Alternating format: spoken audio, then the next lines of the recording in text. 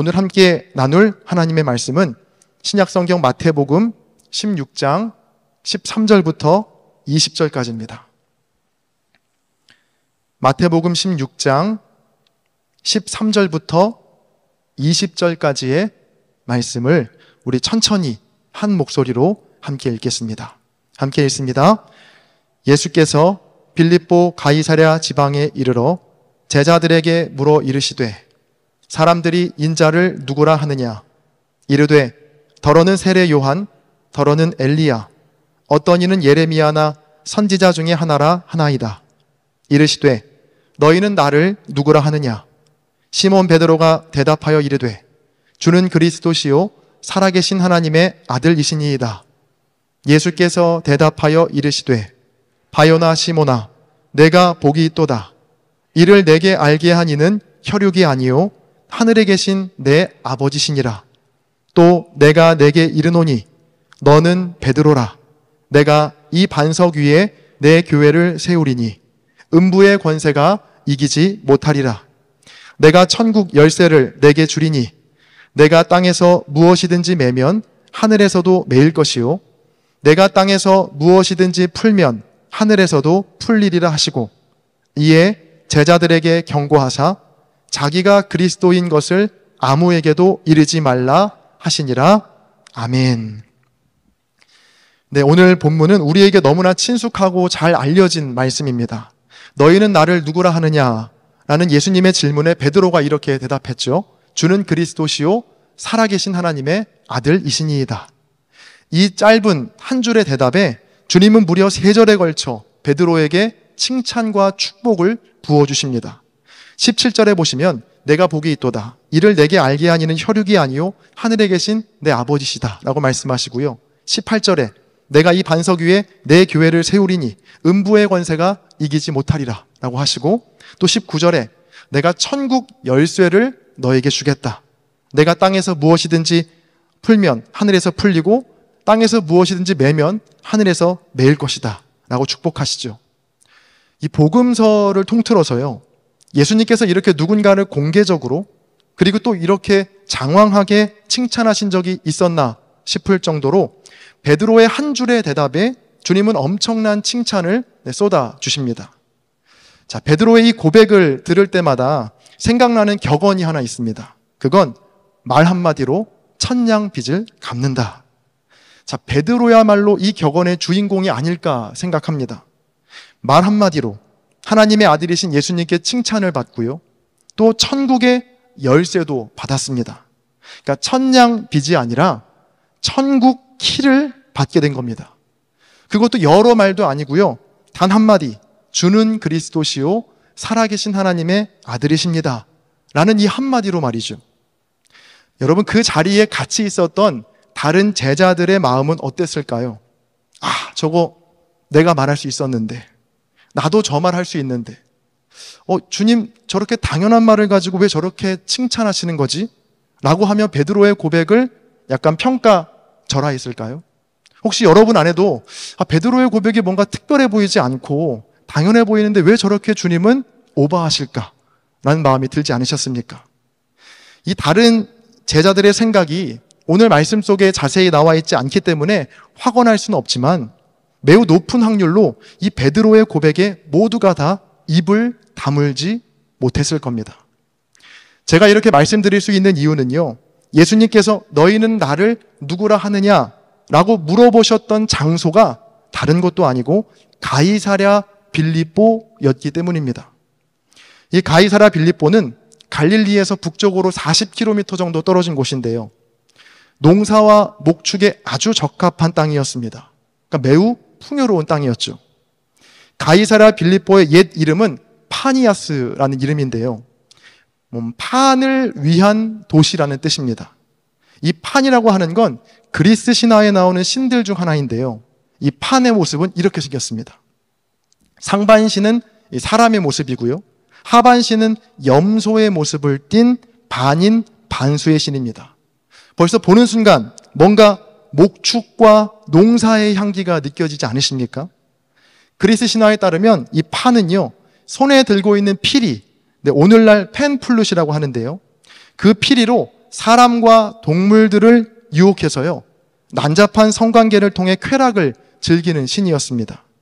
자, 농경과 목축, 그리고 다산에 최적화된 신이었습니다.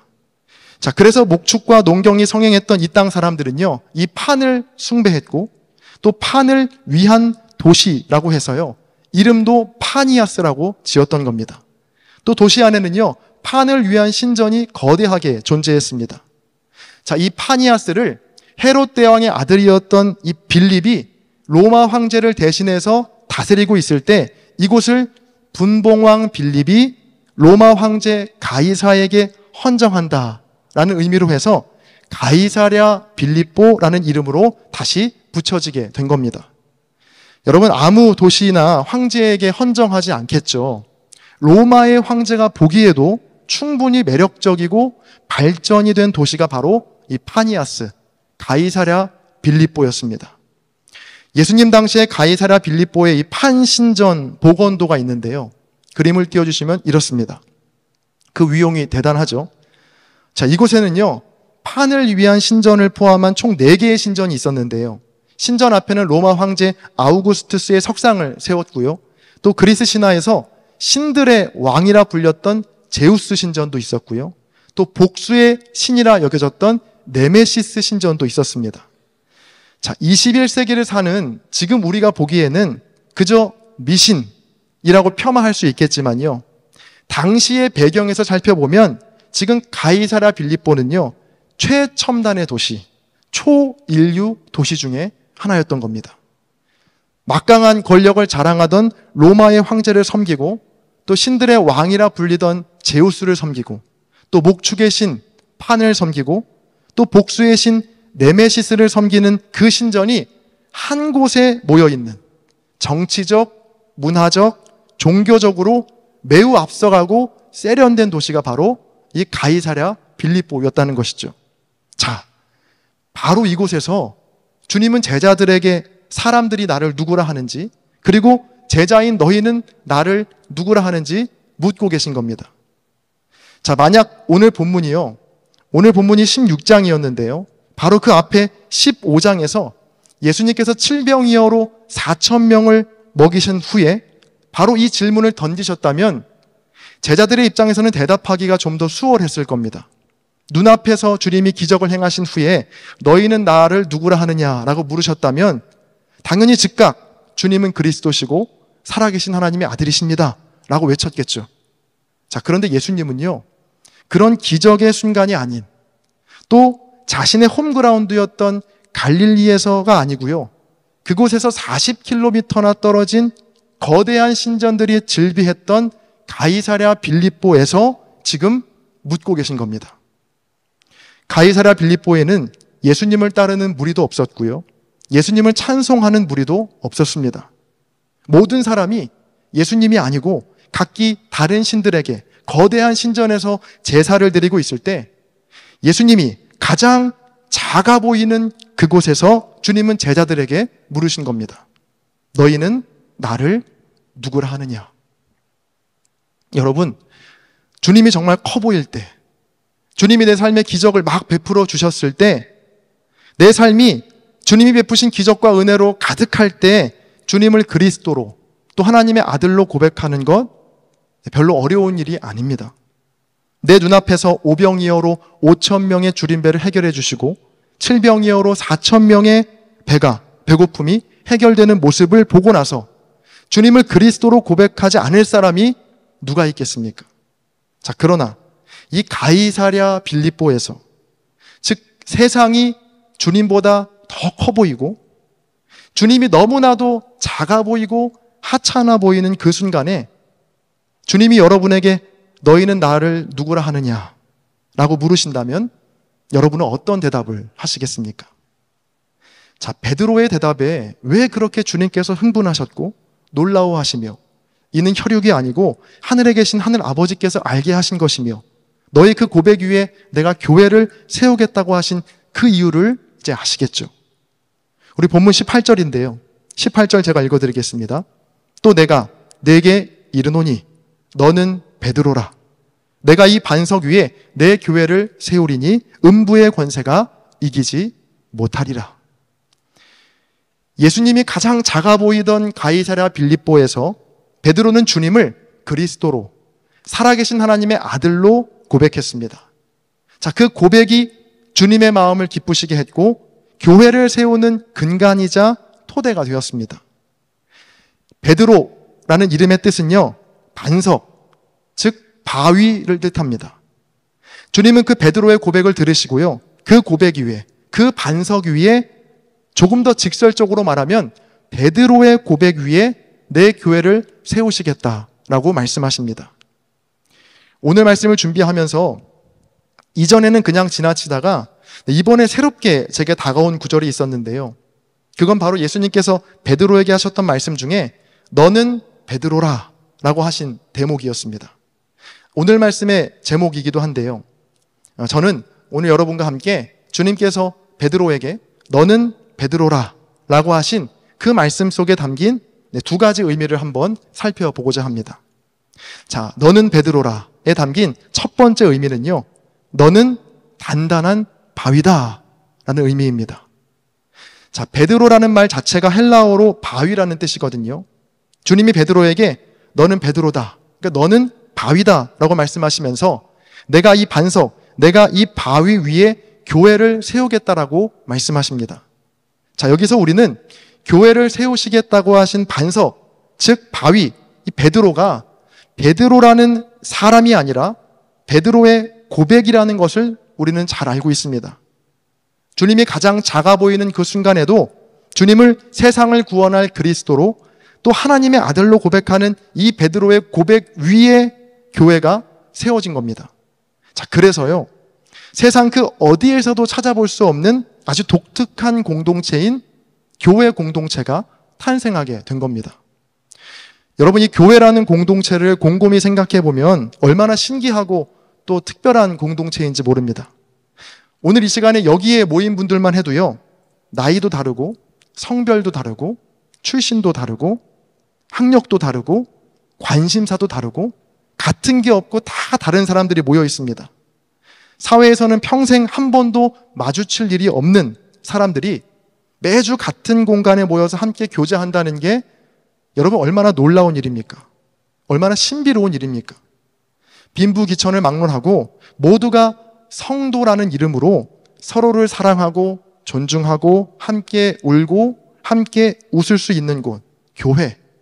여러분, 이 공동체가 어떻게 가능한 것이겠습니까? 바로 교회가 같은 고백을 가진 사람들의 모임이기 때문입니다. 어떤 같은 출신이나 같은 학력, 같은 수준, 같은 취미로 모인 사교 모임이 아니라 예수님을 하나님의 아들로 믿고 따르는 같은 고백의 공동체가 바로 교회라는 것이죠.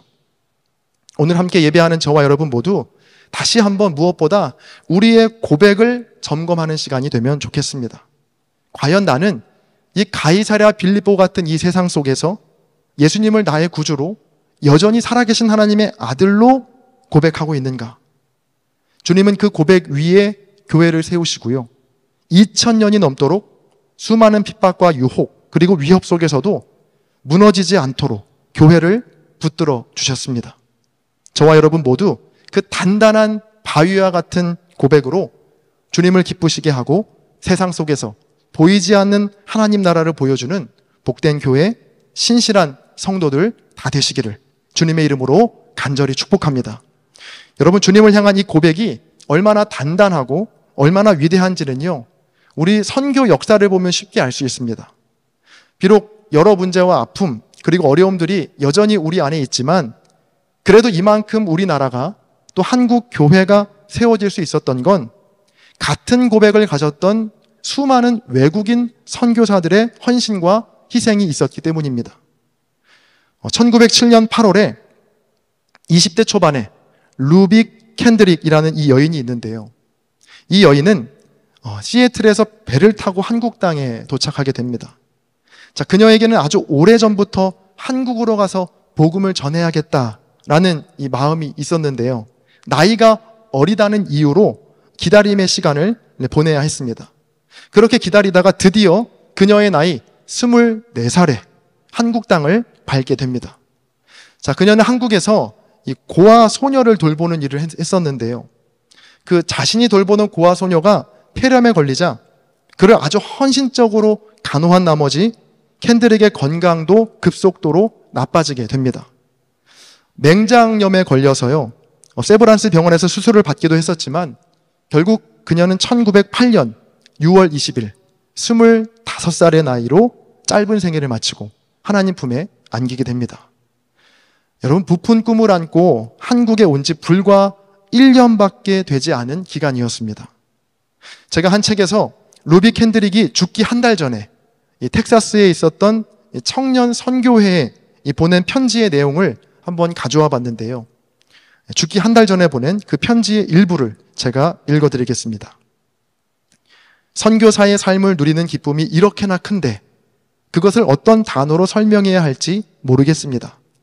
주님께서 있으라고 한 곳에 있는 것과 비교할 만한 더 기쁜 삶은 없을 거예요. 누군가는 이렇게 말하지요. 치러야 할 희생은요? 맞아요. 저도 그것에 대해 생각해 보았습니다. 우리가 주님을 따르면서 겪는 희생은 너무 많고 너무 크지요. 하지만 주님이 주시는 보상에 비하면 그것들은 너무나 작고 사소하답니다. 제가 잠시라도 머뭇거린 것이 얼마나 창피한지요. 선교회 여러분, 한국에는 추수할 것은 많고 일꾼들은 너무나 적습니다. 여러분이 10명씩, 20명씩 이곳으로 와주실 것을 부탁합니다.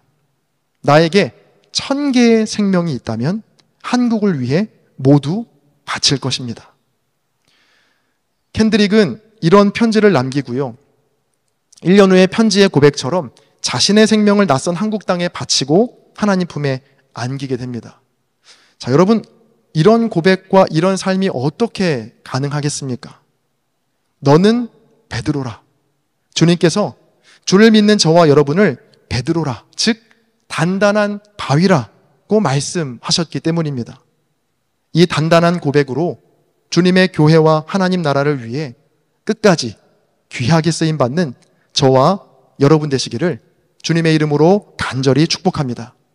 다음 두 번째로요, 너는 베드로라 라는 말에 담긴 두 번째 의미는 바로 너는 깨진 바위다 라는 의미입니다. 좀처럼 부서질 것 같지 않아 보이는 이 단단한 바위였던 베드로는요, 얼마 지나지 않아 철저하게 깨지고 또 부서지는데요. 멀리 갈 것도 없이 오늘 본문 21절 이하에 보면 엄청난 칭찬을 받던 베드로가 예수님에게 사탄이라는 말까지 듣게 됩니다. 23절입니다. 예수께서 돌이키시며 베드로에게 이르시되 사탄아 내 뒤로 물러가라. 너는 나를 넘어지게 하는 자로다. 내가 하나님의 일을 생각하지 아니하고 도리어 사람의 일을 생각하는도다 하시고. 자, 불과 한 두 절 사이에 베드로는 천국의 열쇠를 받은 자도 되고 그 한두 절 지나니까 주님을 넘어지게 하는 사탄도 되었습니다. 자, 그러나 이건 시작에 불과했습니다. 베드로는 믿음이 없어 물 위를 걷다가 바닷물에 빠지기도 하고요. 가룟 유다가 예수님을 배반하던 그 밤에 베드로도 주님을 부인했습니다. 또 예수님께서 신문당하시던 그 밤에 장작불 앞에서 자신이 주님의 제자임을 부인하고 저주까지 했습니다. 자, 방금 전까지만 해도 이 놀라운 고백, 깨질 것 같지 않은 이 단단한 바위와 같은 고백을 했던 베드로가 정말 맞나 싶을 정도로 흔들리고 부서지고 깨진 연약한 베드로의 모습을 우리는 볼 수 있습니다. 자, 이런 베드로의 연약함이 낯설지 않은 이유는요, 바로 우리의 신앙 여정 가운데에서도 또 주님의 교회의 모습 속에서도 이 베드로의 깨짐과 베드로의 흔들림이 존재하기 때문입니다. 때론 주님을 위해 1000개의 목숨도 다 바치겠다라고 하던 내가 아주 작고 사소한 문제 때문에 주님을 부인하기도 하고요. 또 거룩한 주님의 교회가 세상보다 더한 탐욕과 이기심 때문에 흔들릴 때도 있습니다. 이런 우리의 연약함과 부족함을 모르실 리 없었던 주님은 우리 모두에게 너는 베드로다 라고 말씀하고 계신 겁니다. 성경을 보면 그렇게 완벽해 보이던 초대교회도요, 얼마나 많은 문제와 어려움이 있었는지 모릅니다. 사도행전의 처음 교회였던 예루살렘 교회에도 아나니아와 삽비라와 같은 정직하지 못한 사람이 있었고요. 바울이 전도 여행 중에 세웠던 고린도 교회, 갈라디아 교회, 데살로니가 교회 등에서도 얼마나 많은 어려움과 문제와 흔들림이 있었는지 모릅니다. 그래서 우리 모두는 베드로입니다. 가이사랴 빌립보에서 주님을 그리스도시요 살아계신 하나님의 아들이라고 고백했던 단단한 바위, 단단한 베드로도 우리고요. 또 작은 여종 앞에서도 주님을 부인하고 저주하고 깨지고 상한 바위, 그 연약한 베드로도 바로 우리입니다. 자, 그런데 정말 놀랍고 감사한 건 무엇인지 아십니까? 주님은 이런 반석 위에, 때로는 정말 보잘것없고 깨지고 상한 그 베드로 위에 주님의 교회를 세우시고 이끄신다 약속하셨다는 겁니다. 우리 본문 18절을요, 다시 한번 같이 읽어볼까요? 18절의 말씀, 그 주황색 부분은 조금 더 힘을 주어 한번 강조해서 읽어보겠습니다. 읽겠습니다. 시작. 또 내가 내게 이르노니 너는 베드로라. 내가 이 반석 위에 내 교회를 세우리니 음부의 권세가 이기지 못하리라. 아멘. 주님은 말씀하십니다. 내가, 즉 주님이 이 반석 위에, 때로는 깨지고 상한 이 베드로 위에, 이 고백 위에 내 교회를 내가 세우겠다. 때로는 단단한 바위처럼 보이다가도 때로는 한없이 약하고 연약한 바위와 같은 우리의 고백 위에 주님은 친히 내가 내 교회를 세우시겠다라고 말씀하십니다. 여러분, 그래서 우리는 무너지지 않을 수 있습니다. 우리의 부족함, 또 우리의 연약한 고백을 들어 친히 주님의 교회를 세우시고 이끄시는 분이 다름이 아닌 바로 주님이시기 때문입니다. 1933년 독일의 교회들이 나치의 권력을 등에 업고 그들의 잘못을 덮어주고 그들을 변호하기에 급급할 때 독일의 양심이라고 불리던 보네퍼 목사님의 설교문을 보면요, 이런 글귀가 있습니다. 바로 오늘 본문인 마태복음 16장을 본문으로 한 설교 중에 있던 내용인데요, 제가 그 설교의 일부를 읽어드리겠습니다. 그 누구도 교회를 세우지 못합니다. 오직 그리스도만이 교회를 세우십니다. 우리가 할 일은 신앙을 고백하는 것이고 교회는 그리스도께서 세우십니다. 우리가 할 일은 복음을 전파하는 것이고 교회는 그리스도께서 세우십니다. 우리는 주님의 계획을 알지 못합니다. 우리는 주님께서 교회를 세우고 계신지 허물고 계신지를 볼 수 없습니다. 인간적인 눈으로 볼 때는 붕괴와 몰락의 시기가 주님께는 위대한 세움의 시기인지 모릅니다. 인간적인 눈으로 볼 때는 위대한 교회의 시기가 주님께는 교회가 무너지고 허물어지는 때인지도 모릅니다. 이 세상에서는 교회가 영원하다는 사실이 눈에 보이지 않습니다. 그러나 승리는 교회의 것입니다. 교회의 주인이신 그리스도께서 함께 하시며 사망의 세상을 이기셨기 때문입니다. 여러분이 승리를 볼 수 있는지 묻지 말고 승리할 것을 믿으십시오. 그러면 승리가 여러분의 것이 될 것입니다. 사랑하는 창천의 성도 여러분, 때로 흔들릴 때도 있고 어려울 때도 있지만 그 흔들림과 두려움 속에서도 여전히 우리가 주님을 그리스도로 고백한다면 주님께서는 우리의 인생을 든든하게 붙들어 주시고 지켜주실 줄 믿습니다. 여러분, 음부의 권세가 절대로 우리를 넘어뜨리지 못한다는 것을 기억하시고 어떤 상황 속에서도 주님을 그리스도로, 하나님의 아들로 고백하시는 베드로, 바위와 같은 저와 여러분 되시기를 주님의 이름으로 간절히 축원드립니다. 아멘.